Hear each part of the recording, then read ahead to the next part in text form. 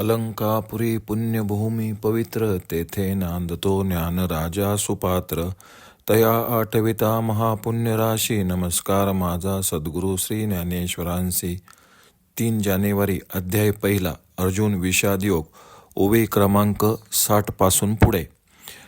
ऐसोनी गंभीरपणे स्थिरावलेनी अंतःकरणे, आथिला तोची जाणे मानुइये.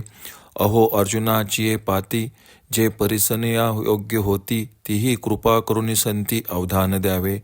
हे सलगी म्या म्हणितले, चरणा लागोनी विनविले, प्रभू सकोल हृदय आपुले म्हणोनिया. जैसा स्वभाव माये बापांचा, अपत्य बोले जरी बोबडी वाचा, तरी अधिकची तयाचा संतोष आथी. तैसा तुम्ही मी अंगीकारिला, सज्जनी आपुला म्हणितला, तरी उने सहजे उपसाहला प्रार्थो काही. परी अपराधू तो आनिक आहे, जे मी गीतार्थू कवळू पाहे, ते अवधारा विनवू लाहे म्हणोनिया. हे अनावरण विचारिता, वायाची दिवसा उपनला चित्ता, एरवी भानू तेजी काय खद्योंता शोभा आथी. की टिटुंबी चांचुवरी, माप सुये सागरी, मी नेन तू त्या परी प्रवर्तेत. आयका आकाश घेवसावे, तरी आनिक त्याहुनी थोर होवावे, म्हणून आपाडू हे आगवे निर्धारिता. या गीतार्थाची थोरी स्वयंशंभू विवरी, जेत भवानी प्रश्न करी चमत्कारोनी.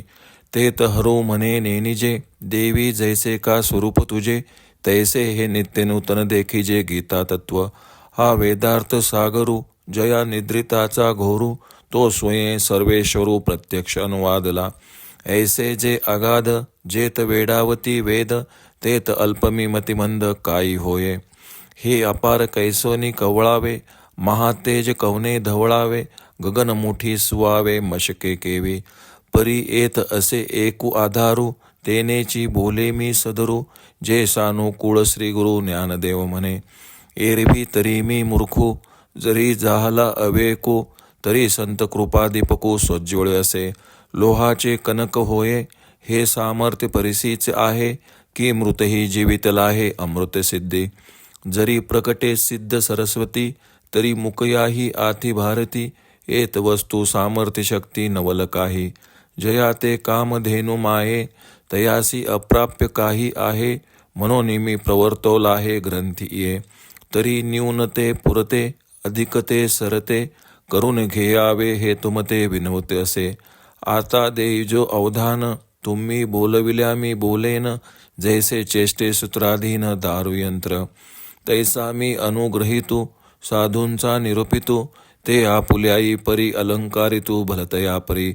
तव श्री गुरु म्हणती राही, हे तुझ बोलावे न लगे काही, आता ग्रंथचित्त देई झडकरी वेगा. या बोला निवृत्ती दासू, पावनी परम उल्हासू, म्हणे परियसा मना अवकाशू देवोनिया. धृतराष्ट्र उवाच. धर्मक्षेत्रे कुरुक्षेत्रे समवेतायुत्सव, मामका पांडवाश्चैव किम कुर्वत संजया.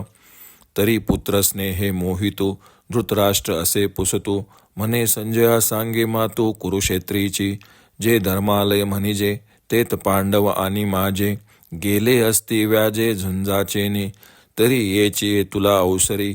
काय किजत असे एर येरी, ते झडकरी कथन करी मजप्रती. संजय उवाच. दृष्ट्वा तू पांडवानिकं व्यूढं दुर्योधनस्तदा, आचार्यमुपसंगम्य राजा वचनमब्रवीत. तिये वेळुत संजय बोले, म्हणे पांडव सैन्य उचलले, जैसे महाप्रळय प्रसरले कृतांतमुख, तैसे ते घनदाट उठावले एक वाट. जैसे उसळले काळकूट धरी कवन, ना तरी वडवानूळ साधुकला, प्रळय वाते पोखला, सागुरु शोषुनी उदवला अंबरासी. अर्थ. त्याप्रमाणे ज्याचे अंतःकरण स्थिर, गंभीर व प्रसन्न झालेले आहे, तोच या कथेचे रहस्य जाणतो असे आम्ही समजतो. अर्जुनाच्या योग्यतेचे जे श्रोते असतील, त्या संतांनी कृपा करून माझ्या बोलण्याकडे लक्ष द्यावे. प्रभो, आपले हृदय फार गंभीर आहे, म्हणून अत्यंत सलगीने आपल्या चरणी ही विनंती आहे.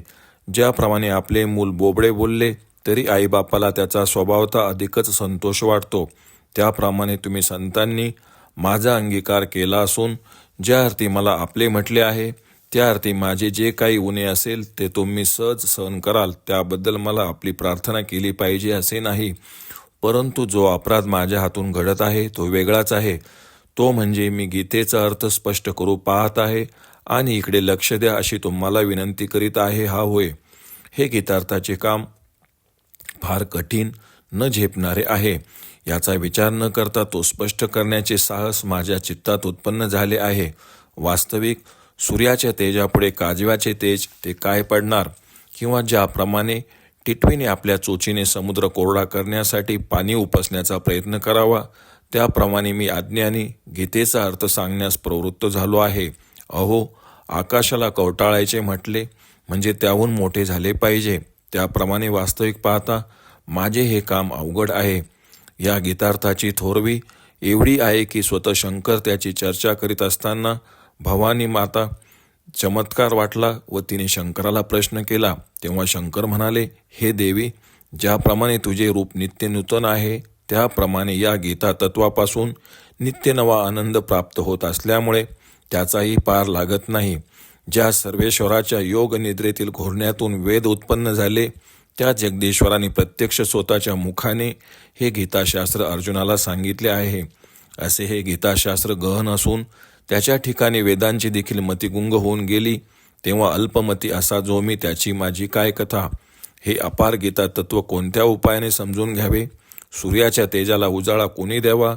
अथवा चिलटाने आपल्या मुठीत आकाश कसे धरावे?